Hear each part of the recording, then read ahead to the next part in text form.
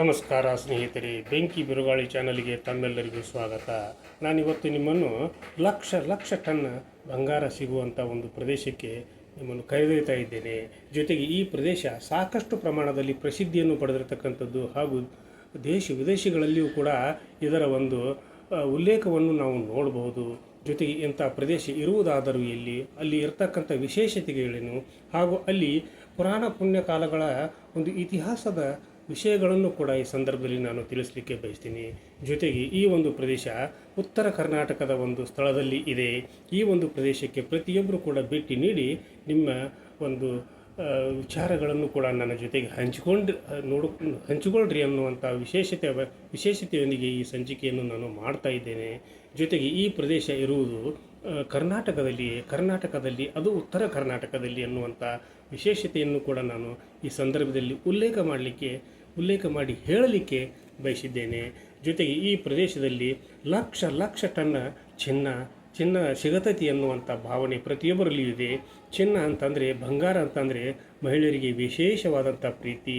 ಜೊತೆಗೆ ಪ್ರತಿಯೊಬ್ಬರಿಗೂ ಕೂಡ ಚಿನ್ನದ ಮೇಲೆ ಸಾಕಷ್ಟು ಒಂದು ವ್ಯಾಮೋಹ ಇರುವುದು ಕೂಡ ಸತ್ಯ. ಹೀಗಿರುವಾಗ ಇವತ್ತಿನ ಒಂದು ತೊಲೆ ಬಂಗಾರಕ್ಕೆ, ಒಂದು ತೊಲೆ ಚಿನ್ನಕ್ಕೆ ಲಕ್ಷಾಂತರ ರೂಪಾಯಿ ಸುರಿಯುವಂಥ ಈ ಒಂದು ಸಂದರ್ಭದಲ್ಲಿ ಲಕ್ಷ ಟನ್ ಬಂಗಾರ ಸಿಗತೈತೆ ಅಂತಂದರೆ ಯಾರಿಗೆ ಒಂದು ಸೋಜಿಗ ಆಗಲಿಕ್ಕೆ ಸಾಧ್ಯ?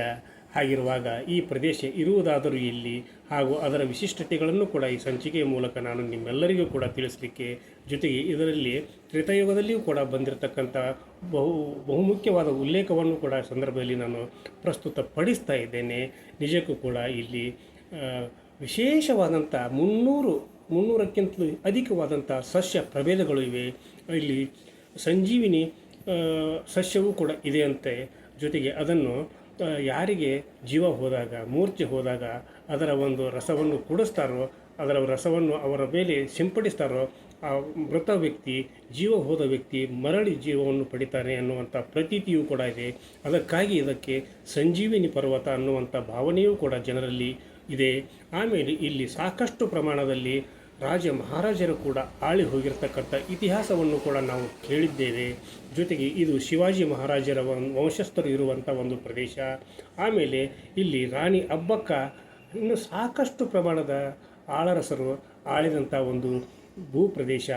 ಜೊತೆಗೆ ಈ ಒಂದು ಈ ಪ್ರದೇಶದಲ್ಲಿ ಅಂದರೆ ಇದೇ ಒಂದೇ ಪ್ರದೇಶ ಅಲ್ಲ, ಆ ಒಂದು ಜಿಲ್ಲೆಯಲ್ಲಿ ಸಾಕಷ್ಟು ನೆಲವನ್ನು ಅಗೆದರೂ ಕೂಡ ಅಲ್ಲಿ ನಿಧಿಗಳು ಸಿಗ್ತವೆ, ಚಿನ್ನದ ನಾಣ್ಯಗಳು ಸಿಗುತ್ತವೆ, ಸಾಕಷ್ಟು ಪ್ರಮಾಣದಲ್ಲಿ ಬಂಗಾರ ಬೆಳ್ಳಿ ಸಾಕಷ್ಟು ಪ್ರಮಾಣದಲ್ಲಿ ಸಿಗುತ್ತೈತೆ ಅನ್ನೋದು ವಾಡಿಕೆ. ಹೀಗಿರುವಾಗ ಈ ಪ್ರದೇಶವನ್ನು ನಾವು ಒಮ್ಮೆ ನೋಡಿ ಬಂದರೆ ನಮ್ಮ ಎಲ್ಲ ಸಂದೇಹಗಳಿಗೂ ಉತ್ತರ ಸಿಗುತ್ತೈತೆ ಅನ್ನುವಂಥ ಭಾವನೆಯನ್ನು ಕೂಡ ನಾನು ವ್ಯಕ್ತಪಡಿಸ್ತೀನಿ. ಜೊತೆಗೆ ತ್ರೇತಾಯುಗದಲ್ಲಿ ರಾಮ ಮತ್ತು ರಾವಣರ ಯುದ್ಧ ನಡೀತೈತಿ. ಸೀತೆಯನ್ನು ಅಪಹರಿಸಿಕೊಂಡು ಹೋಗಿರ್ತಕ್ಕಂಥ ರಾವಣನ ಜೊತೆಗೆ ರಾಮ, ಲಕ್ಷ್ಮಣ, ಹನುಮಂತ ಹಾಗೂ ಕಪಿ ಸೈನ್ಯದೊಡನೆ ಲಂಕೆಗೆ ಹೋಗಿ ಯುದ್ಧವನ್ನು ಮಾಡುವಾಗ ಅಲ್ಲಿ ರಾವಣನ ಬಾಣದಿಂದ ಲಕ್ಷ್ಮಣನಿಗೆ ಮೂರ್ಛೆ ಹೋಗಿ ಬೀಳ್ತಾನೆ, ಅಂದರೆ ನಿಸ್ತೇಜನಾಗಿ ಬೀಳ್ತಾನೆ. ಆ ಸಂದರ್ಭದಲ್ಲಿ ಹನುಮಂತ ಅವನಿಗೆ ಗೊತ್ತಿದೆ ಸಂಜೀವಿನಿ ಪರ್ವತ ಇದೆ, ಅಲ್ಲಿ ಜೀವವನ್ನು ಉಳಿಸುವಂಥ ಒಂದು ಸಸ್ಯ ಪ್ರಭೇದವಿದೆ ಅನ್ನೋದು ಗೊತ್ತಿರ್ತೈತಿ. ಆದರೆ ಆ ಸಸ್ಯವನ್ನು ಆ ಸಸ್ಯದ ಒಂದು ವಿಷಯ ಅವನಿಗೆ ಗೊತ್ತಿದ್ದರೂ ಕೂಡ ಅದು ಯಾವ ರೀತಿ ಇದೆ ಅನ್ನೋದು ಗೊತ್ತಿರೋದಿಲ್ಲ. ಹಾಗಾದಾಗ ಅವನು ಹಿಮಾಲಯ ಪರ್ವತಕ್ಕೆ ಬಂದು ಅಲ್ಲಿ ಇರ್ತಕ್ಕಂಥ ಸಂಜೀವಿನಿ ಪರ್ವತವನ್ನೇ ಎತ್ತಿಕೊಂಡು ಹೋಗುವಂಥ ಸಮಯದಲ್ಲಿ ಈ ಪ್ರದೇಶದಲ್ಲಿ ಅದರ ಭಾಗದಲ್ಲಿ ಒಂದು ಭಾಗ ಉದುರಿ ಬಿತ್ತು ಅಂತ ಹೇಳ್ತಾರೆ. ಆವತ್ತಿನಿಂದ ಇವತ್ತಿನವರೆಗೂ ಕೂಡ ಅಲ್ಲಿ ಸಂಜೀವಿನಿ ಪರ್ವತ ಅಂತಲೇ ಅದನ್ನು ಕರೀತಾರೆ.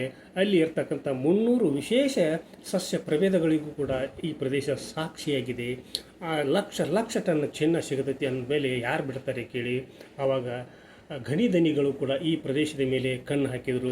ಅದನ್ನು ವಶಪಡಿಸಿಕೊಂಡು ಇಲ್ಲಿ ಸಿಗತಕ್ಕಂಥ ನಿಧಿಗಳನ್ನು, ಚಿನ್ನವನ್ನು ಹಾಗೂ ತಾಮ್ರವನ್ನು, ಮ್ಯಾಂಗ್ನೀಸನ್ನು ಕೂಡ ನಾವು ದೋಚಬಹುದು ಅನ್ನುವಂಥ ದುರುದ್ದೇಶದಿಂದ ಇಲ್ಲಿ ಗಣಿಗಾರಿಕೆಯನ್ನು ಮಾಡಲಿಕ್ಕೆ ಅವರು ಮುಂದೆ ಬಂದಾಗ ಇಲ್ಲಿ ಇರತಕ್ಕಂಥ ಬುದ್ಧಿಜೀವಿಗಳು, ಸ್ವಾಮೀಜಿಗಳು, ಜೊತೆಗೆ ಪತ್ರಕರ್ತರು, ಪರಿಸರ ಪ್ರೇಮಿಗಳಾದಿಯಾಗಿ, ವಿದ್ಯಾರ್ಥಿಗಳಾದಿಯಾಗಿ ಈ ಒಂದು ಪ್ರದೇಶವನ್ನು ಉಳಿಸಿಕೊಳ್ಳಲಿಕ್ಕೆ, ಅದನ್ನು ಬೆಳೆಸಿಕೊಂಡು ಹೋಗಲಿಕ್ಕೆ ಸಾಕಷ್ಟು ಪ್ರಮಾಣದಲ್ಲಿ ದೊಡ್ಡ ಪ್ರಮಾಣದಲ್ಲಿ ಹೋರಾಟವನ್ನು ಮಾಡಿದರು. ಆವಾಗ ಸರ್ಕಾರ ಎಚ್ಚೆತ್ತುಕೊಂಡು ಈ ಪ್ರದೇಶವನ್ನು ಸಂರಕ್ಷಿತ ಪ್ರದೇಶ ಅನ್ನುವಂಥ ಒಂದು ಘೋಷಣೆಯನ್ನು ಕೂಡ ಮಾಡಿದಾಗ ಈ ಒಂದು ಪ್ರದೇಶ ಈಗ ಸಂರಕ್ಷಿತ ಪ್ರದೇಶ ಆಗಿ ಉಳಿದಿದೆ. ಹಾಗಿರುವಾಗ ಈ ಪ್ರದೇಶ ಎಲ್ಲಿದೆ ಅಂತೇಳಿ ನೀವು ಕೇಳ್ಬೋದು. ಉತ್ತರ ಕರ್ನಾಟಕದ ಗದಗ ಜಿಲ್ಲೆಯಲ್ಲಿ ಈ ಒಂದು ಪ್ರದೇಶ ಇದೆ. ಈ ಪ್ರದೇಶಕ್ಕೆ ನಾವು ಹೋಗಬೇಕಾದ್ರೆ ಹುಬ್ಬಳ್ಳಿ ಧಾರವಾಡಗಳಿಂದ ಸುಮಾರು 70 ಕಿಲೋಮೀಟರ್ ಅಂತರದಲ್ಲಿ ಈ ಪ್ರದೇಶವಿದೆ. ಆಮೇಲೆ ಗದಗಕ್ಕೆ ಹೋಗಿ ಗದಗದಿಂದ ಸುಮಾರು 30 ಕಿಲೋಮೀಟರ್ ಅಂತರದಲ್ಲಿ ಈ ಒಂದು ಪ್ರದೇಶವಿದೆ. ಅಲ್ಲಿಗೆ ಹೋಗಲಿಕ್ಕೆ ಹಾಗೂ ಬರಲಿಕ್ಕೆ ವಾಹನಗಳ ಸೌಲಭ್ಯವೂ ಕೂಡ ಬೆಳಗ್ಗೆ 10 ಗಂಟೆಗೆ ಮತ್ತು ಸಾಯಂಕಾಲ 5:30 ಗಂಟೆಗೆ ಸರ್ಕಾರಿ ಬಸ್ಸುಗಳ ವ್ಯವಸ್ಥೆಯೂ ಇದೆ. ಸಾಕಷ್ಟು ಪ್ರಮಾಣದ ಖಾಸಗಿ ವಾಹನಗಳ ಸೌಲಭ್ಯವೂ ಕೂಡ ಈ ಒಂದು ಪ್ರದೇಶಕ್ಕೆ ಹೋಗಿ ಬರಲಿಕ್ಕೆ ಪ್ರವಾಸಿಗರಿಗೆ, ಚಾರಣಿಗರಿಗೆ ಇಲ್ಲಿ ಅವಕಾಶವಿದೆ. ಆಮೇಲೆ ಈ ಪ್ರದೇಶದಲ್ಲಿ ಮಲ್ಲಯ್ಯ ಮತ್ತು ಬೆಟ್ಟದ ಬಸವಣ್ಣ ಇಲ್ಲಿ ಪ್ರಮುಖ ದೇವಾನುದೇವತೆಗಳು. ಭ್ರಮರಾಂಬ ದೇವಿಯೂ ಕೂಡ ಈ ಒಂದು ಪ್ರದೇಶದಲ್ಲಿ ನೆಲೆಸಿದ್ದಾಳೆ. ಹಾಗಿರುವಾಗ ಈ ಪ್ರದೇಶದಲ್ಲಿ ಸಾಕಷ್ಟು ಪ್ರಮಾಣದ ಚಾರಣಿಗರು, ಪ್ರವಾಸಿಗರು, ಸಂಶೋಧನಾಕಾರರು ಕೂಡ ಹೋಗ್ತಾರೆ. ಆಮೇಲೆ ಇಲ್ಲಿ ಪ್ರತಿನಿತ್ಯ ಸಾವಿರಾರು ಪ್ರವಾಸಿಗರು ಹೋಗಿ ಕಣ್ತುಂಬಿಕೊಂಡು ಬರ್ತಾರೆ. ಮುಂಗಾರು ಸಮಯದಲ್ಲಿ ಈ ಪ್ರದೇಶವನ್ನು ಕಣ್ತುಂಬಿಕೊಳ್ಳುವುದೇ ಒಂದು ಭಾಗ್ಯ ಅಂತೇಳಿ ಹೇಳ್ತಾರೆ. ಹಾಗಿದ್ದಾಗ ಎಲ್ಲರೂ ಕೂಡ ಈ ಪ್ರದೇಶಕ್ಕೆ ಹೋಗಲಿಕ್ಕೆ ನೀವು ಈಗಲೇ ತಯಾರಿ ಮಾಡಿಕೊಳ್ಳಿ, ಯಾಕಂದರೆ ಮುಂಗಾರು ಕೂಡ ಆಗಮಿಸಲಿಕ್ಕೆ ಸಾಧ್ಯ ಈಗ. ಆಮೇಲೆ ಈ ಪ್ರದೇಶ ಎಷ್ಟು ವಿಸ್ತೀರ್ಣವಿದೆ ಅಂತೇಳಿ ನೀವು ನನ್ನನ್ನು ಕೇಳಬಹುದು. ಈ ಪ್ರದೇಶ ಇರುವುದು ಸುಮಾರು 64 ಕಿಲೋಮೀಟರ್ ವಿಸ್ತೀರ್ಣವನ್ನು ಹೊಂದಿದೆ. ಜೊತೆಗೆ ಈ ಪ್ರದೇಶದ 24 ಹೆಕ್ಟೇರ್ ಪ್ರದೇಶವನ್ನು ಸಂರಕ್ಷಿತ ಪ್ರದೇಶ ಅನ್ನುವಂಥ ಒಂದು ಸರ್ಕಾರ ಘೋಷಣೆಯನ್ನು ಕೂಡ ಮಾಡಿದೆ. ಇಲ್ಲಿ ಸಾಕಷ್ಟು ಪ್ರಮಾಣದಲ್ಲಿ ಲಕ್ಷ ಟನ್ ಚಿನ್ನ, ತಾಮ್ರ, ಮ್ಯಾಂಗ್ನೀಸ್ ಕೂಡ ಸಿಗುತ್ತೈತಿ. ಇಂಥ ಪ್ರದೇಶಕ್ಕೆ ಪ್ರತಿಯೊಬ್ಬರು ಕೂಡ ಹೋಗೋಣ, ಅಲ್ಲಿಯ ಪರಿಸರವನ್ನು ಆಸ್ವಾದಿಸೋಣ, ಅಲ್ಲಿ ಇರತಕ್ಕಂಥ ಗಿಡಮೂಲಿಕೆಗಳ ಒಂದು ಸಂಶೋಧನೆಯನ್ನು, ಅದರ ಪ್ರಯೋಜನವನ್ನು ನಾವು ಪಡೆಯೋಣ.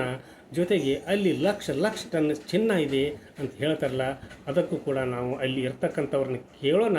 ಅದು ಕೂಡ ಸತ್ಯವಾದದ್ದು ಅಲ್ಲಿ ಇದೆ ಅನ್ನೋದು ಎಲ್ಲರಿಗೂ ಗೊತ್ತು. ಹಾಗಿದ್ದಾಗ ಈ ಪ್ರದೇಶಕ್ಕೆ ಅದು ಕೂಡ ಛತ್ರಪತಿ ಶಿವಾಜಿ ಮಹಾರಾಜರ ಒಂದು ಪ್ರದೇಶ ಇದು. ಅಂಥ ಪ್ರದೇಶಕ್ಕೆ ನಾವೆಲ್ಲರೂ ಕೂಡ ಹೋಗಿ, ಅಂದ್ರೆ ಶಿವಾಜಿ ಮಹಾರಾಜರ ವಂಶಸ್ಥರು ಈಗಲೂ ಕೂಡ ಆ ಒಂದು ಪ್ರದೇಶದಲ್ಲಿ ಇದ್ದಾರೆ ಅನ್ನುವಂಥ ಮಾತುಗಳು ಕೂಡ ಕೇಳಿ ಬರ್ತಾ ಇವೆ. ಹಾಗಿರುವಾಗ ತಡಬೇಕೆ, ಪ್ರತಿಯೊಬ್ಬರು ಕೂಡ ಈ ಪ್ರದೇಶಕ್ಕೆ ಹೋಗಿ ಇಲ್ಲಿ ನೀವೆಲ್ಲರೂ ಕೂಡ ಅದು ಶಿವನ ವಾಸಸ್ಥಾನವೂ ಕೂಡ ಅನ್ನೋದನ್ನು ಕೂಡ ಪುರಾಣಗಳಲ್ಲಿ ಉಲ್ಲೇಖವಾಗಿರ್ತಕ್ಕಂಥದ್ದು. ಆದ್ದರಿಂದ ಪ್ರತಿಯೊಬ್ಬರು ಕೂಡ ಈ ಒಂದು ಪ್ರದೇಶಕ್ಕೆ ಹೋಗೋಣ, ಕಣ್ತುಂಬಿಕೊಳ್ಳೋಣ, ಸತ್ಯವನ್ನು ಅರಿಯೋಣ ಅನ್ನುವಂಥ ಸಂದೇಶದೊಂದಿಗೆ ಇವತ್ತಿನ ಬೆಂಕಿ ಬಿರುಗಾಳಿ ಚಾನಲನ್ನು ಇಲ್ಲಿಗೆ ಮುಗಿಸಿ ನಾಳಿನ ಸಂಚಿಕೆಯೊಂದಿಗೆ ತಮ್ಮ ಜೊತೆಗೆ ಹಾಜರಾಗ್ತೀನಿ. ಅಲ್ಲಿವರೆಗೂ ನನ್ನ ನಮಸ್ಕಾರ.